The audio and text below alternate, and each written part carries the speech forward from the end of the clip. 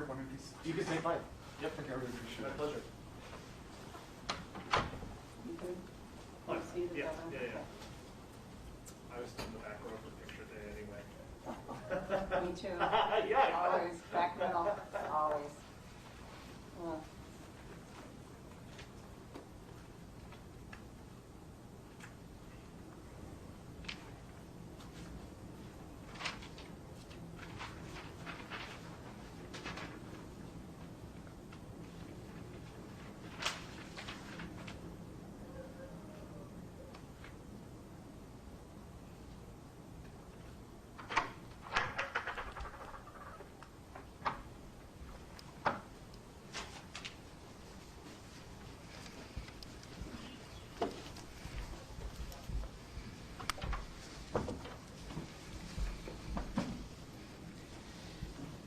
Well, good afternoon, everyone. And to kick off today's COVID-19 update briefing, I'll start with some good news. Illinois has set a new all-time testing record with over 95,000 tests in the last 24-hour period. We're going to keep pushing that number higher and higher so that tests are as available to you as possible, whenever and wherever you need them. Find the site nearest you. If you'd like to get a test, go to online dph.illinois.gov/testing. As of this morning, Region 6, East Central Illinois, has now sustained an average positivity rate of 8% or higher for 3 days in a row.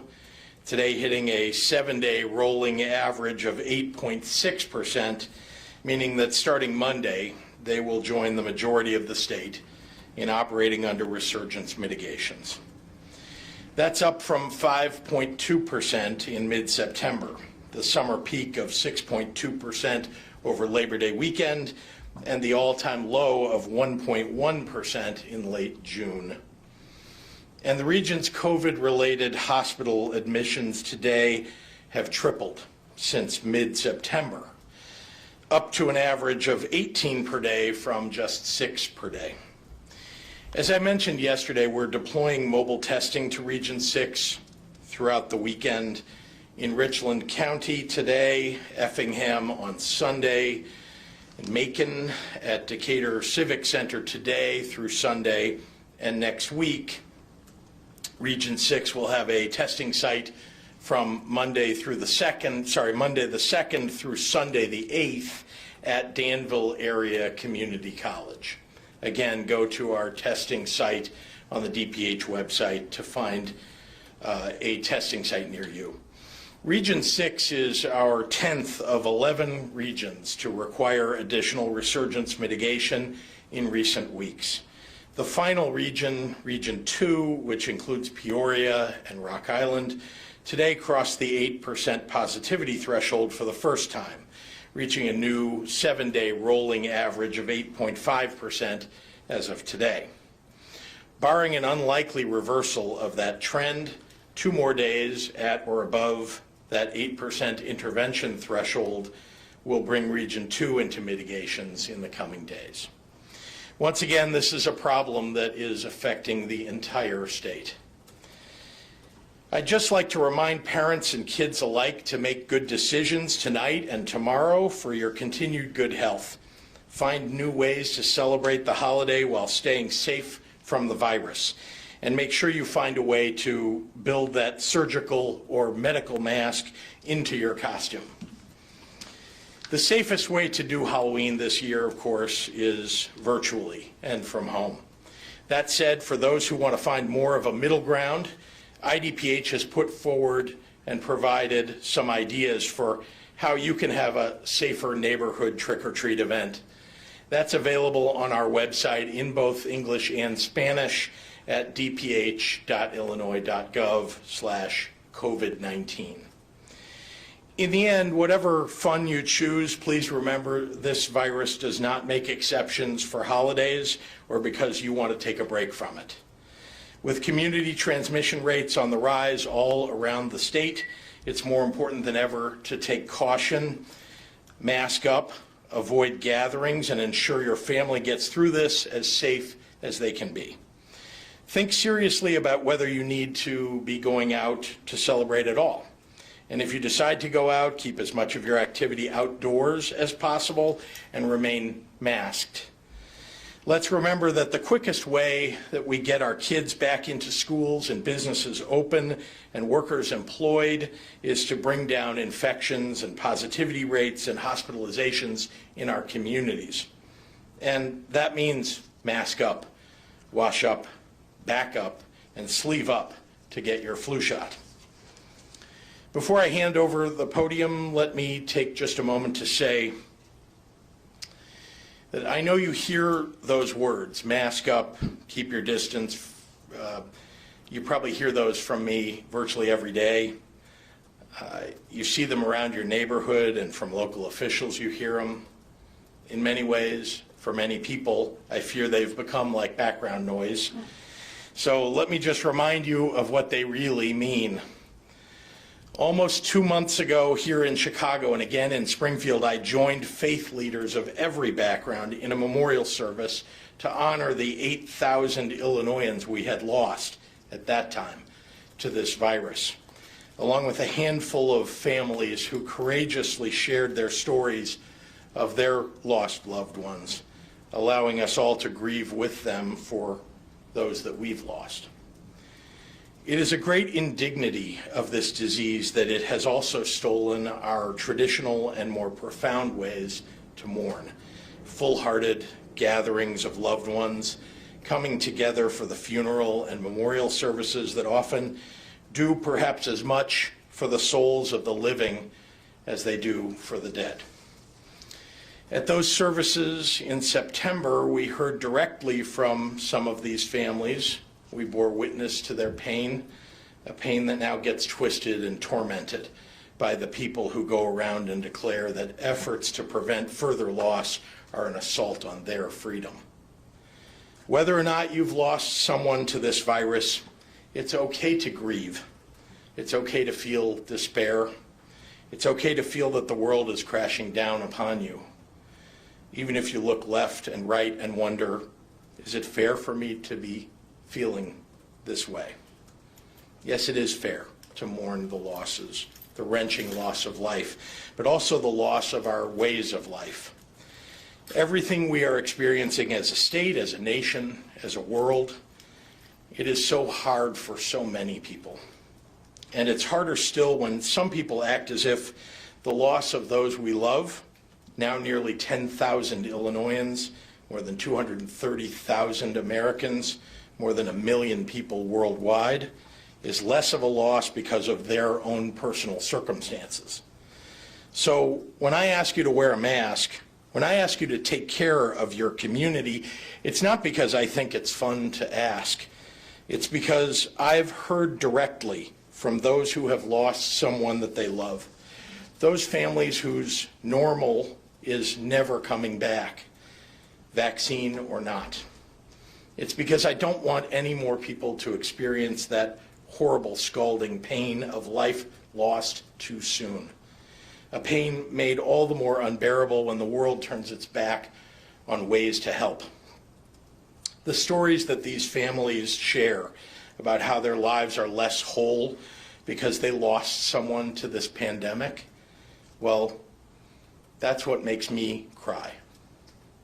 So please, do what it takes to show that you care enough to help where you can. It just might save a life. It just might save you. With that, I'd like to turn it over to the Director of the Department of Public Health, Dr. Ngozi Ezike. Doctor.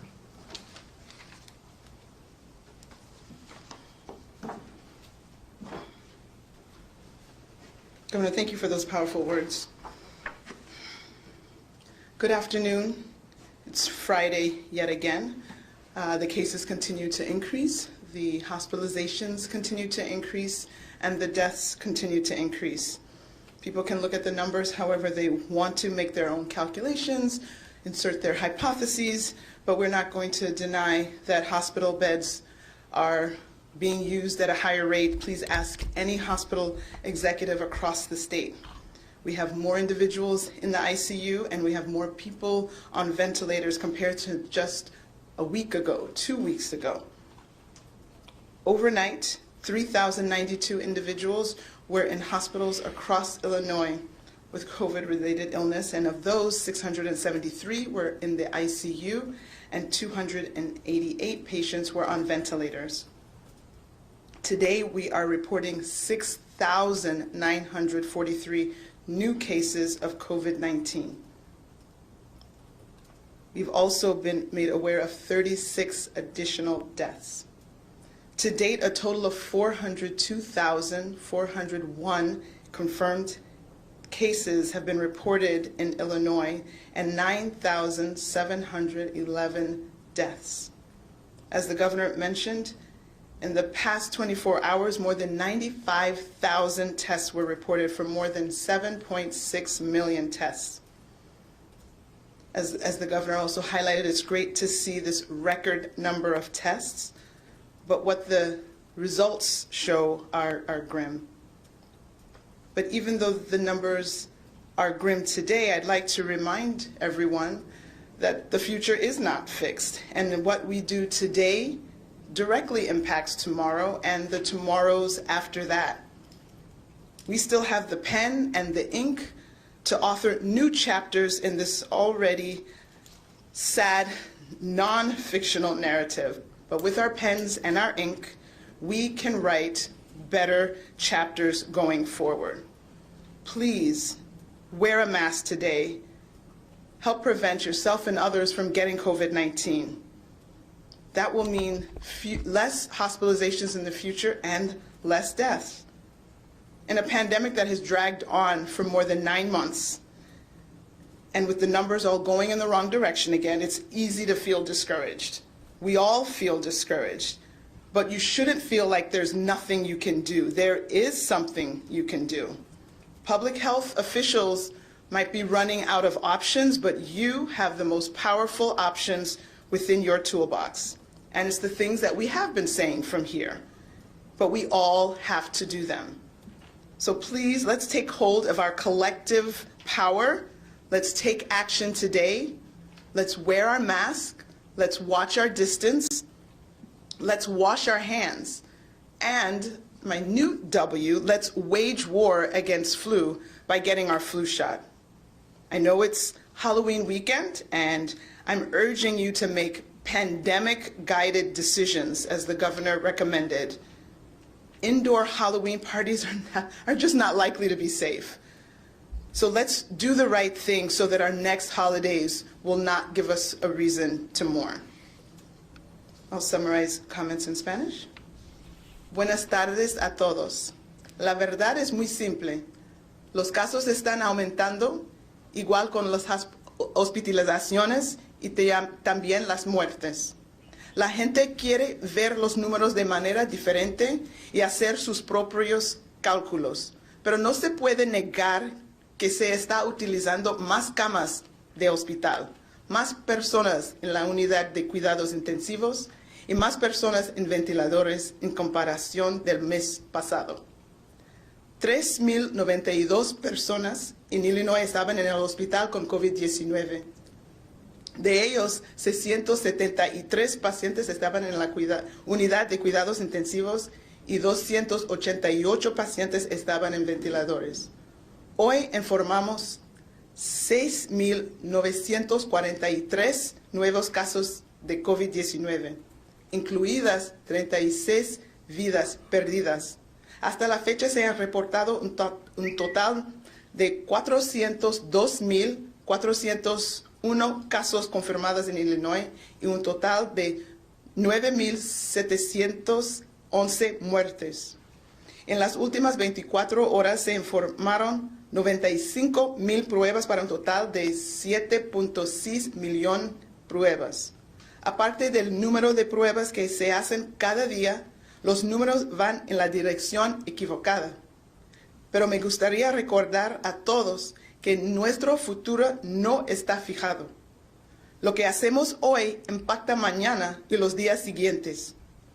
Usar una máscara, Si usar una máscara hoy nos ayuda a proteger contra COVID-19, lo que significa es que mañana no estaremos en el hospital con COVID-19. En una pandemia que se ha durado por más de 9 meses y con casos, hospitalizaciones y muertes aumentado nuevamente, es fácil sentirse desanimado. Pero hay cosas que podemos hacer, pero todos tenemos que hacerlos. Especialmente a los que celebran Halloween mañana, tengan mucho cuidado y practican los 3 M's. Muchísimas gracias para su apoyo. And with that, I'll turn it back over to the governor. We'll start with questions from the room and then go out to the computer. Here? Governor, I know you've been asked this a couple times in the last week, but and you said that you're not considering another iteration of the stay-at-home order. At what point, if all 11 regions are in mitigation, I mean, what would trip this move into something a little bit more broad? Well, as you know, in our resurgence mitigation plan, we have 3 tiers of mitigations, and most of the regions, 10 out of the 11, are in Tier 1. Region 1 is in Tier 2 because after several weeks, their positivity rate continued to go up. But when we impose these mitigations, our hope is, as happened with Region 4 and Region 7, when they tripped into the resurgence mitigations and then were able to come out of it, the resurgence mitigations are intended to start to bring that positivity rate down and bring, hopefully, hospitalizations down and so on. So we have the option of going to Tier 2 and Tier 3 for each of the regions. So stay-at-home is not something you're even looking at right now? It's not something I'm considering now, no. Just one question for the doctor, a medical question. Do you have a current R0 and what it's, how that compares to the low water mark over the summer and compared to what it was also in the spring when it was at the high water mark? Well, definitely, it's not at 1 or below. We have to get our most recent calculations. I know that is produced by my team. I think the last one that I saw was 1.6, but I can get the most recent number at our next meeting. I wanted to ask you about restaurants. I'm sure you know 37 restaurants in McHenry County are vying to stay open, 5 in Park Ridge, 1 in Barrington, and the IRA, Illinois Restaurant Association, came out today saying that they're moving forward with legal action after these new mitigations because they say this will be disastrous for the industry and their workers, and they're going to file an amicus brief. What is your reaction, and do you feel like you're losing control of the people of Illinois? Well, we're talking about restaurants and bar owners, Right, yeah. and so let's just say very importantly that there's no doubt that people who run businesses in the state, and particularly the restaurant owners and bar owners, are suffering, as they are all across the nation, I might add. If you look at many other states, there's been significant drop in capacity allowance in those states, or closure altogether. And there's no doubt that there are many that are suffering. And as you know, the state has provided big grants, the business interruption grants, for, well, now around 2,000 of those bars and restaurants, and will continue to work to provide them some mitigating financial support. But you know, the fact that bars and restaurants are more dangerous places for spread, they're really amplification points for people who are sick, who go into a bar or restaurant. It's very easily spread in that environment, as many studies have shown. Just to remind you, we're talking about a CDC study, we're talking about studies that have been published in the Journal of the American Medical Association, in The Lancet, many international journals. It's clear that there's no real difference between going into a bar or restaurant in one state than in another state. So when you see the evidence in states all across the nation that people are transmitting the disease in bars and restaurants, it's true here in Illinois too. It's unfortunate. Look, this disease is unrelenting. It doesn't care about what the location is, and what we're trying to do here is to limit the cases, the hospitalizations, and the deaths. One more thing, which is, we every day we now see these numbers going through the roof. And so the idea that we're going to, make the locations that are amplifying the number of cases and the spread, the transmission of this virus, that we're going to open those even more at this point makes no sense. They just wanted to sit down because they think that they've been going over all the safety measures, social distancing, sterilizing everything, wiping down every chair, every countertop, and they want to meet with you. Are you willing to meet with them? Oh, yeah. And let me say one other thing, which is I think bars and restaurants have done a good job of, in all the areas in which we have allowed them to remain open, too, outdoor tents and outdoor igloos, to as the weather gets colder, in pickup and delivery. And I want to encourage everybody that's listening and watching, please support your local bars and restaurants. Please take make the effort to reach out to them, to use their services. We do want them to do as well as we can possibly have them do during this time. And again, the state will continue to support them. Governor, Yes, sir. on that IRA topic, they do say that they are the most regulated, some of the most regulated industries, and they've adopted to many of the policies here. Mm-hmm. Close down indoor dining in these regulated restaurant places. The fear is groups will instead gather privately and drive up COVID rates in unregulated private places like households. Can you respond to that? Sure. Let me be clear. There are multiple locations in which the spread of the virus is taking place. One of them is in private homes, while businesses, restaurants, and bars have been open.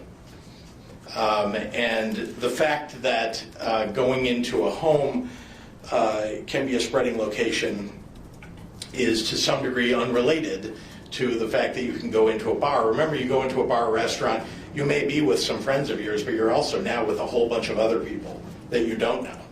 And so the idea in a more public place than in your home is just not accurate. And again, I want to say that if you want to see the studies, and I think we've sent them to you, I hope people will read them, and the many, many, many articles about the spread of the virus in these locations, it's clear that we need for sure to limit bars and restaurants at this moment. We also need for people to pay special attention to those gatherings at home, to not do it. And this takes a lot of personal responsibility on people's part, because we're not going to be knocking on their doors about it. We just want people to do the right thing, and we're very clear about that, and I'll say it over and over again. Can I ask you another follow-up on one of your headlines today about testing 95,000 in the last 24 hours? Yeah. We have some video coming in of people around the block many times in places right now. Speaks to that quantity. Sure. While the state is setting COVID testing records, is there concern about the ability to handle this upsurge? Can you talk a little bit about with testing, you mean? Yeah.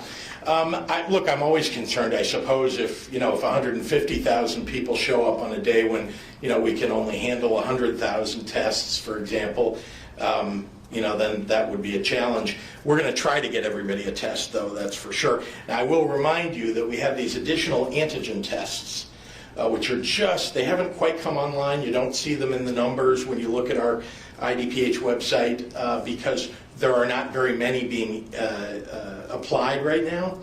But there are many available, and they will be applied. We're using them for surveillance, for example. We're using them in specific kinds of locations like long-term care facilities, et cetera, so that we can get more testing going in those locations.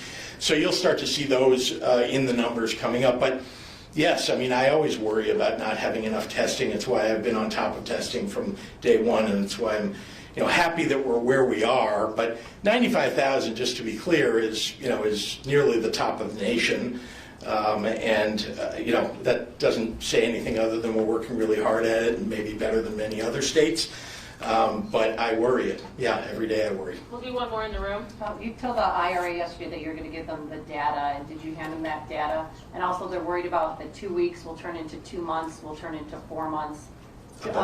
For keeping restaurants closed, for in-person dining. No, I want to get restaurants and bars open as soon as possible, and I've told you that if you look at the resurgence mitigations. If we can get regions down to 6.5%, we can reopen to where we were before. 3 days straight? 3 days, yeah, but it's 3 days. It's really not, it's not that long. It's not a week, it's not a month, it's 3 days. We do need to bring those rates down. We're working very hard. One of the reasons for the resurgence mitigations is, in fact, to bring those numbers down. So, we're going to continue to follow the science, follow the data, and try to move everybody to personal responsibility, wearing a mask and washing their hands, doing the right thing. That really, ultimately, will make the biggest difference of all. Tony Arnold at WBEZ. With France and Germany announcing nationwide lockdowns, have you given any more thought to another stay-at-home order for Illinois, and do you think it would be effective at slowing this recent spike in cases? I'm not currently considering a stay-at-home order for the state of Illinois. Obviously, it's something in the toolboxes of other countries that they're taking, they're moving forward with because of the rate of infection there. But right now, I think, we have pretty good mitigations within Tier 1, Tier 2, and Tier 3. And it takes a couple of weeks for the mitigations to take real effect. Because as you know, when somebody gets sick on one day, it may be a week before they end up in a hospital. It may be another week or two before they might end up in an ICU. And then, of course, some of those will end up on a ventilator, and unfortunately some will die. Jim Haggerty at the Rockford Advocate. Governor, we're seeing more churches in Region 1 meeting in person with masking and social distancing. Is that something that's supported by your office, or should churches stop meeting in person under Tier 2 mitigation? I want people to be able to worship, but I also want people to be safe. And so we've told pastors across the state that we would encourage them to have online services. We'd encourage them to have very small gatherings that might be broadcast to others. I think that's the safest thing to do, particularly in this environment. As we say about bars and restaurants, for example, add on top of that kind of environment where people are maybe packed into a building together and not socially distanced, that there are people that are unmasked and singing, and we know that spews droplets out into the air and can be more dangerous.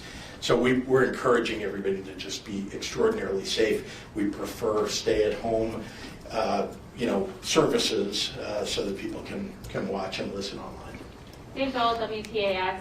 Complaints continue that you're freezing out lawmakers. A 3-minute conference call yesterday and a refusal to share your data. What would make lawmakers say this about you? I think you mean a 30-minute conference call, not a 3-minute conference call. It's pretty hard to have a 3-minute conference call, and that didn't happen. We're not freezing anybody out. I speak with lawmakers all the time. I've spoken with both Republicans and Democrats, multiples of them. Over the last 2 weeks, I probably have spoken with 15 or so members. I can't get to all 177 members of the General Assembly all the time, and I hope that they would call me and call my office if they need something, if they want to discuss these things. I certainly reach out to them when we know that we're heading into these difficult moments and try to get their feedback and their help. And I've done that all along. We've made a lot of adjustments because of recommendations that we've gotten from members of the General Assembly. And of course, we work with them on the commission that was created for our plan for Illinois. And so I'm regularly talking to the folks on that commission.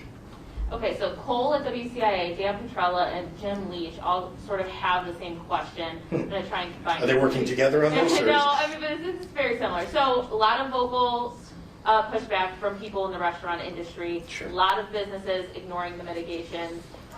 How long will it be before businesses start seeing their licenses revoked, and what sort of other enforcement are you looking into to make sure that these businesses are following it? Well, the most important thing is for local leaders, local law enforcement to take responsibility here. That's been true all along. Some have, some haven't. There are local governments that have put in place mask mandates that have fines associated with them. There are local governments that have taken this seriously and had law enforcement warn, which is all we've really asked, is go in and warn these locations that you're overcrowded. We need you to reduce the number of people in it. Maybe a dispersal order of some number of those people might come after that, and it's only on a final visit that the possibility of a fine being issued might take place. So But that's been happening. The warnings have been happening in, I think, 37 counties. You heard the ISP director say that here just 2 days ago, I believe. And those citations have been issued in 5 counties. So we're continuing to enforce as best we can, but we do need the cooperation and help from local officials. Ryan Boyles at Health News Illinois, you recently said Metro South Hospital is being kept warm as a potential option in case there's a need for an alternate care site. What's the latest with the other alternate care facilities identified earlier this year, like Westlake Hospital, Old Advocate Sherman, and Vibra? Yeah, we're not currently looking at using those facilities. They're not under contract with us. As I understand, those contracts have waned, and we might come back to those facilities if we would need them. I hope we will not. Kelly at Block Club will be our last question today. Is the state planning to provide any more tax relief for small business owners hit hard by the pandemic? We'll certainly look at what more we can do. As you know, we're providing direct subsidy, in fact, dollars directly to those businesses to help them out, and that might serve as some mitigation for them of the financial challenge. But as you know, the finances of every city and every state are have difficulties, and so too the state of Illinois. So we'll do the best we can, but we are going to need help from the federal government, as I've said all along. Oh, sorry, I forgot 2 questions. Okay. Can Dr. Ezike talk about how well staffed and equipped hospitals in Region 3 and 6 are to handle the rise? And also, can you elaborate on some of the locations that we're seeing the outbreaks, and how does this wave compare to the outbreaks we saw in nursing homes in the previous wave? Quite a few pieces in there. Okay. First question regarding regions 3 and 4, 3 and 6. So regions that when I look at the state and look at what's happening in our hospitals, in my mind I'm putting regions 7 through 11, which is essentially northeast Illinois. I'm kind of differentiating that from regions 1 through 6, and I'm doing that because the biggest burden of the first wave was borne by regions 7 through 11. Of course, every single county, every hospital saw COVID, but it was heavily borne by 7 through 11. So they have been through this. They've had to surge. I'm saying that regions 1 through 6 had not had the threatening of using nearly every bed to deal with the effort for that first wave. And in fact, as I'm looking at all the hospital capacity, all the bed usages across the state, I'm seeing that the numbers that we have in the hospitals in regions 1 through 6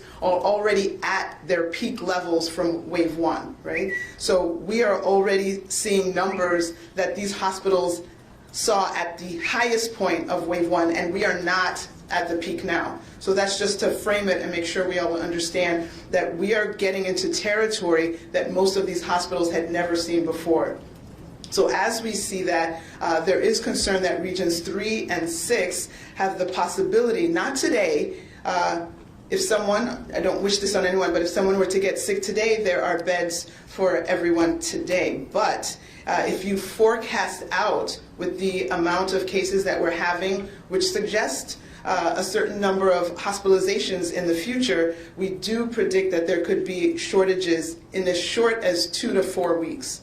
And so we have been on the phone, my team, with hospital leadership, with the Illinois Health and Hospitals Association, to discuss what the plans are to ensure that if someone is coming, whether it's for COVID, whether it's for a flu-like illness, whether it's for chest pain and an acute MI, a heart attack, or a car accident victim, that there will be beds for these individuals. And so we are talking through those very important measures to make sure that we can deal with what we are going to see in the pending weeks and months, but also understanding that we can make sure that we have fewer cases by stopping infections today and tomorrow. And are most of the cases still 20 to 29-year-olds? And that's driving the total positive cases, but they don't form the majority of people in the hospital. Can you talk about the capacity, what you just said, for the 1 through 6, 2 to 4 weeks? How is 7 and 11 through 11 looking in that regard?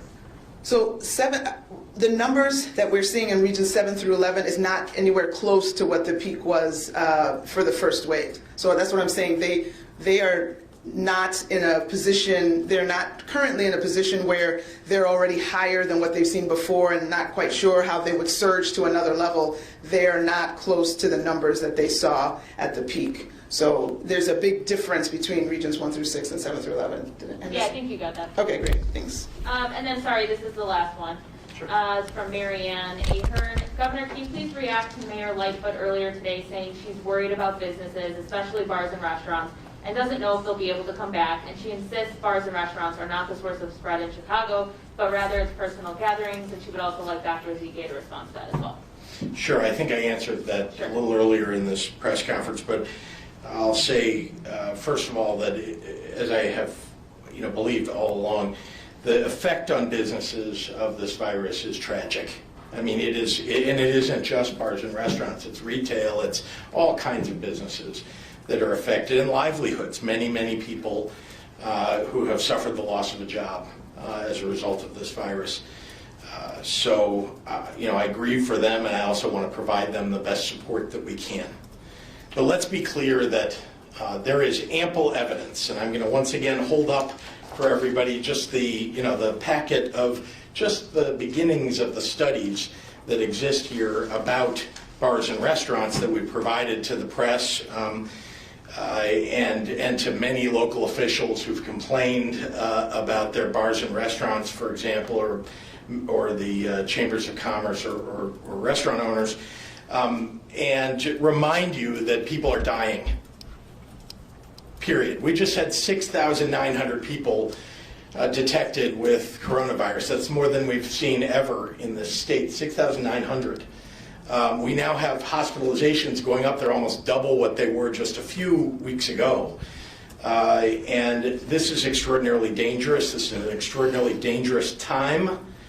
And as a result, we must do everything in our power to keep down the infection rate. And that means reminding everybody not to have parties in your home, to make sure that you're keeping your bubble small, your nuclear family if you can, making sure that if you are going to see people in a private setting, that everybody wears a mask that isn't in your private bubble, or that you keep 6 feet apart.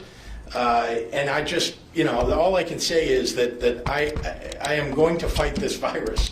We have got to get these numbers down. And you know why? So we can reopen the bars and restaurants. So we can reopen our school, make sure that our kids can go to school. The schools are open to the extent they choose, to have in-person schooling. And I want every kid to be able to go to school in person every day.